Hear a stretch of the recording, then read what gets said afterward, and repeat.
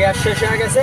আর কেউ না, দুদিন আগে জ্বরেরতে উঠছি, এখন যদি আবার এই বৃষ্টির মধ্যে ভিজি তাহলে মনে করো জীবন শেষ।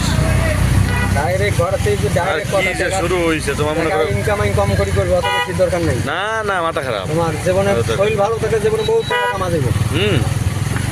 তো শরীর আগে আগে শরীর, তারপর তো অন্য হিসাব। বৃষ্টির মতো দুই দিন ধরে খালি বৃষ্টি। বৃষ্টি দেখলে আগে পড়বে বাসায়। আরে কালকে রাতে মাইয়া হাসি পারতে পারতে মাইয়ারও জ্বর আয় পড়ছে। কালকে ম্যাডামের মাথা টেপে আর বৃষ্টির মধ্যে তেল লেগে ভেসছো, আর মানে গ্যাস শেষে আগে ভিজে লাগবো না। কালকে তো গ্যাসটা তো নেওয়া লাগবো, আমি কি সব করে ভেজছি। কালকে তোমার গ্যাস শেষ হয়ে গেছিল। হ্যাঁ ভাই, কি যে একটা গ্যাসের প্রেশার চাইতেছে। হাই হাই কৌকি তাও বাইকটা সেই বাঁধতে নিয়েছি, একটা টঙ্গি থেকে শুরু করছি, একটা কোনো জায়গার মধ্যে গ্যাস নেই। তাও ঘটনা নাকি এই যে কোন মাল নিয়ে জানো, কোনটা?